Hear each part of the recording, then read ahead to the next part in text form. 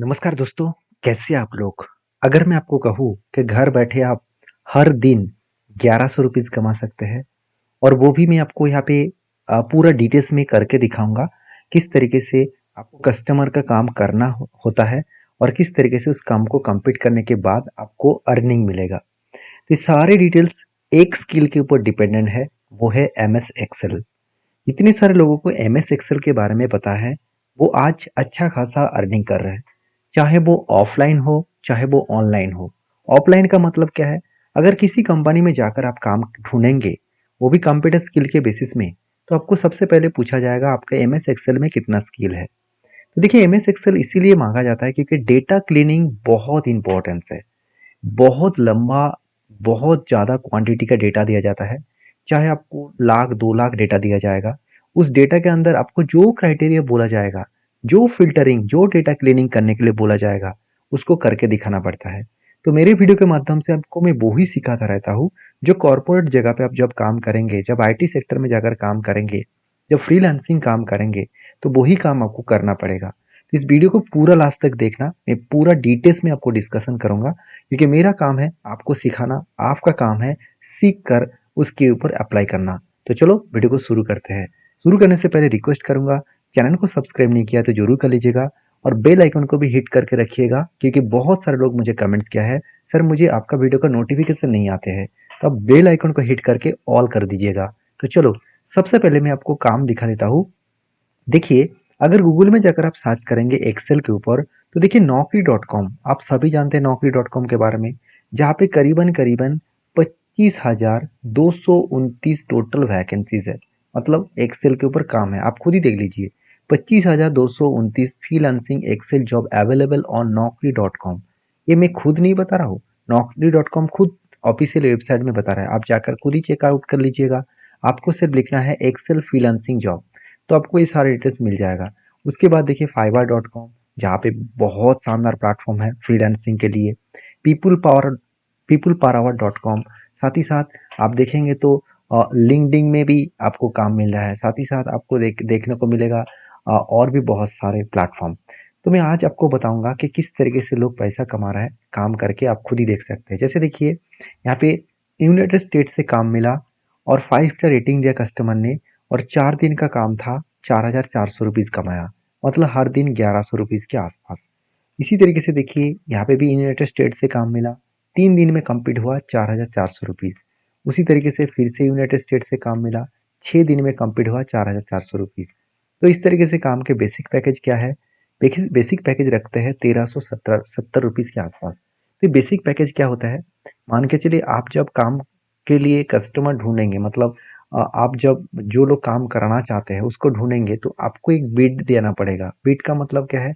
जैसे देखिए, जब हम लोग बाजार जाते हैं, तो बाजार में कोई भी प्रोडक्ट बेचने के लिए आपको बिडिंग करना पड़ता है। मतलब आपको प्राइस देना पड़ता है। मान के चलिए मैंने 100 रुपया दिया, किसी व्यक्ति ने 105 रुपया दिया, किसी व्यक्ति ने 90 रुपया दिया। तो जिसका प्रोडक्ट अच्छा है, जिसका सर्विसेज अच्छा है, जिसका रेटिंग अच्छा है और जो सस्ते दामों में दे रहा है, उसी को ढूंढेंगे। तो मान के चलिए आप कहेंगे, सर मेरे पास तो कोई एक्सपीरियंस नहीं है, मेरे पास तो कोई रेटिंग नहीं है, तो मैं मुझे क्या काम मिलेगा? आपको भी मिलेगा। क्योंकि इस प्लेटफॉर्म का एक खासियत पॉइंट ये है कि जो लोग बिगिनर है, जो लोग फ्रेशर्स है, उसको एक टाइम अपॉर्चुनिटी दिया जाता है, मौका दिया जाता है और मौका को आपको मिस नहीं करना है। आपको मौका मिला क्लाइंट का काम का और आपने क्या किया, उस मौके को गवा दिया। मतलब आपने सही तरीके से सही टाइम में और प्रॉपर क्लाइंट का जो डेटा था उसको क्लीनिंग करके नहीं भेज पाए, तो कस्टमर क्या करेंगे? नेगेटिव रेटिंग देगा। उसके बाद उस प्लेटफॉर्म में आपको काम मिलना बहुत बड़ा दिक्कत हो जाएगा। तो इसलिए पहले सीखिए, उसके बाद अप्लाई करिए। बहुत सारे लोग ऐसे करते हैं कि चलो अप्लाई कर लूँ, काम मिलेगा तभी मैं सीखूंगा। ऐसे बिल्कुल मत करिए। तो मेरे इस फील्ड का 15 साल की एक्सपीरियंस है। मैं 15 साल से एक्सेल के ऊपर पढ़ा रहा हूँ, मतलब पूरा कंप्यूटर स्किल के ऊपर पढ़ा रहा हूँ। तो अगर आप बेसिक टू एडवांस लेवल सीखना चाहते हैं, तो आप मुझे कमेंट्स में सिर्फ बेसिक टू एडवांस लिखिए, मैं आपको डिटेल्स में सारी चीज़ समझाऊंगा। तो चलो, काम कौन सा है सबसे पहले वो देख लेते हैं। काम कुछ इस तरीके से दिया गया है। ये डेटा मैं आपको डेमो पर्पस में दिखा रहा हूँ क्योंकि क्लाइंट का ओरिजिनल डेटा मैं आपको यहाँ पे नहीं दिखा पाऊंगा। कुछ इस तरीके से कस्टमर का जो डेटा दिया जाता है, जिस तरीके से काम दिया जाता है, वही मैं आपको समझाऊंगा। देखिए, यहाँ पे कुछ डेट मेंशन किया गया है और कौन सा प्रोडक्ट बेचा जाए, कौन सा कस्टमर कौन सा प्रोडक्ट बेच रहे हैं वो भी दिया गया है, कितना यूनिट, कितना प्राइस, टोटल सेल, और कौन सा सिटी से बेचा जा रहा है, कौन सा रीजन से बेचा जा रहा है, सब कुछ यहाँ पे मेंशन है। कस्टमर का रिक्वायरमेंट यही है कि कस्टमर का रिक्वायरमेंट है कि कोई भी यहाँ पे मैं अगर रीजन चूज करूँ, मान के चलिए 4 रीजन है, साउथ, नॉर्थ, ईस्ट, वेस्ट। अगर मैं मान के चलूँ, यहाँ पे देख सकते हैं, यहाँ पे 4 रीजन है, साउथ, ईस्ट, नॉर्थ, यहाँ पे कोई भी मैं एक चूज करूँ तो ऑटोमेटिकली उसका टोटल जो माल बेचा गया है उसको यहाँ पे शाम होकर देखने को मिले। तो इस तरीके से आप कैसे बना पाएंगे वो मैं आज आपको सिखाने वाला हूँ। ये टोटली एडवांस का काम होगा, तो पूरा ध्यान से सारी चीज़ों को देखना, क्योंकि यहाँ पे डेटा कोई छोटा मोटा डेटा नहीं दिया गया है। अगर पूरा डेटा को देखूँ तो करीबन 9,980 के आसपास टोटल डेटा है। तो चलो अभी डेटा के ऊपर चले जाते हैं, फर्स्ट सीट में चले जाते हैं। तो मैं इसको सबसे पहले डिलीट कर देता हूँ। मैं आपको समझाऊंगा किस तरीके से इस फॉर्मूला को दिया गया है। अभी देखिए यहाँ पे कोई भी डेटा शो नहीं कर रहा है, इसको मुझे कैलकुलेट करके आपको दिखाना है। ध्यान से देखना चीज़ों को, ध्यान से, क्योंकि मैं आपको पूरा डिटेल्स में यहाँ पे समझाऊंगा। देखिए करना क्या है, करना ये है कि सबसे पहले यहाँ पे मुझे जो जो यहाँ पे रीजन है, कौन सा रीजन है, नॉर्थ है, वेस्ट है, उसके साथ साथ साउथ है एंड ईस्ट है, इस चारों रीजन को मुझे यहाँ पे लेना है।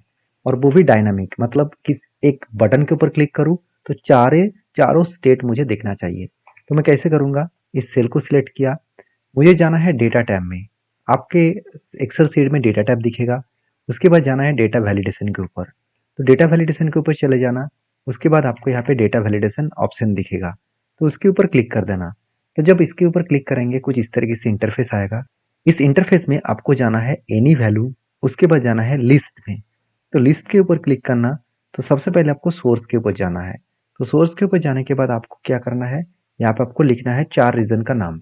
तो देखिए मैं इस तरीके से ड्रैग करके भी कर सकता था, मगर दिक्कत यही है कि ड्रैग करके हो जाएगा, मगर प्रॉब्लम यही है कि जो लोग लोअर वर्जन में काम करते हैं, मान के चले 2007 में काम करते हैं, 2010 में काम करते हैं, एक्सेल का वर्जन के बारे में बता रहा हूँ।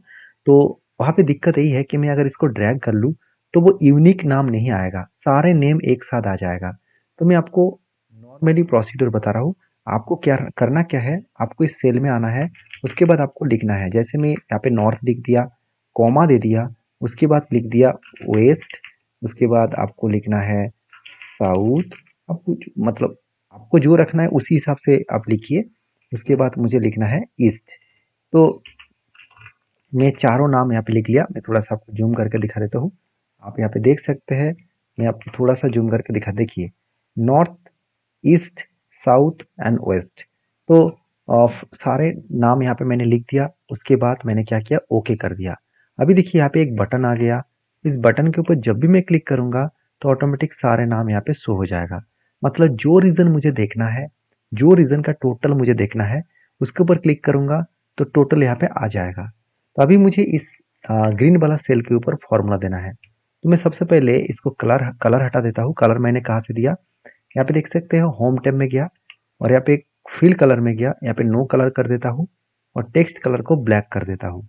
सबसे पहले मैं यहाँ पे फॉर्मूला समझाऊंगा, उसके बाद कलर करके दिखाऊंगा। तो देखिए फॉर्मूला ध्यान से देखना, इक्वल। देखिए इक्वल देने के बाद, देखिए इक्वल में थोड़ा सा लेफ्ट साइड से लेना चाहता हूँ। देखिए इक्वल दिया, उसके बाद लिखूंगा सम। सम का मतलब क्या है, मेरे पिछले वीडियो में आपने देखा होगा कि सम के बारे में मैंने किस तरीके से आपको समझाया। सम का मतलब है कि टोटल, मतलब सारे जो डेटा है उस डेटा का टोटल अमाउंट कितना है, उसको जोड़ने के लिए सम का फॉर्मूला यूज किया जाता है। अगर मैं यहाँ पे क्या करूँगा, मुझे तो एक पर्टिकुलर आइटम चाहिए कि अगर नॉर्थ हो तो उसका सम क्या है, अगर ईस्ट हो उसका सम क्या है। तो मुझे क्राइटेरिया चाहिए, पर्टिकुलर एक क्राइटेरिया चाहिए। तो यहाँ पे एक लॉजिक यूज करूंगा, सम के बाद इफ देने वाला हूँ। तो यहाँ पे होगा क्या, सम इफ का फॉर्मूला यूज होगा। फर्स्ट ब्रैकेट ओपन कर देना। उसके बाद आपको क्या पूछ रहा है, यहाँ पे देखिए जो आपको डेलीमीटर्स पूछा जा रहा है उसी को आपको चूज करना है। सबसे पहले क्या करना है, रेंज को चूज करना है। रेंज का मतलब यहाँ पे जो रीजन है इस रीजन को चूज करना है। तो मैं क्या करूँगा, फर्स्ट सेल के ऊपर क्लिक करूँगा, कीबोर्ड में शिफ्ट कंट्रोल डाउन एरो की प्रेस करना है। याद रखिए, शिफ्ट कंट्रोल डाउन एरो की। तो पूरा का पूरा सेल सिलेक्ट हो जाएगा। फिर से वापस जाने के लिए फर्स्ट सेल में कंट्रोल बैक प्रेस करना है। तो नीचे जाने के लिए क्या किया, शिफ्ट कंट्रोल डाउन एरो की और फिर से वापस जाने के लिए कंट्रोल बैक पेस। तो हो गया मेरा पूरा सेल सिलेक्ट। देखिए यहाँ पे आपको क्या शो कर रहा है, G2 से लेकर G9778 तो इसका मतलब क्या है, फर्स्ट सेल से लेकर लास्ट सेल तक सिलेक्ट हो गया। अभी कॉमा देना है। अभी पूछा जा रहा है क्राइटेरिया, मतलब यहाँ पे मैंने जो चूज किया रीजन, उस रीजन का क्राइटेरिया मतलब कौन सा रीजन में मतलब यहाँ पे पाना चाहता हूँ, वो रीजन कहाँ पे है, इस सेल के अंदर है, क्योंकि यहाँ पे मैंने वो ड्रॉप डाउन बनाया तो इस सेल को मैंने चूज कर लिया। उसके बाद मैं कॉमा देने वाला हूँ। ध्यान से देखना, आपको लॉजिक को समझना होगा। उसके बाद क्या बता रहा है, साम रेंज मतलब जो अमाउंट्स है उस अमाउंट का रेंज। तो मैंने क्या किया, उस अमाउंट को पूरा का पूरा सिलेक्ट किया, फर्स्ट सेल में क्लिक किया, शिफ्ट डाउन एरो की प्रेस किया, शिफ्ट कंट्रोल डाउन एरो की, तो पूरा सेल सिलेक्ट हो जाएगा। फिर से कंट्रोल बैक प्रेस किया, देखिए पूरा सेल सिलेक्ट हो गया। अभी देखिए मैं ब्रैकेट क्लोज करूंगा और एंटर करूंगा, तो समझिए फिर से एक बार।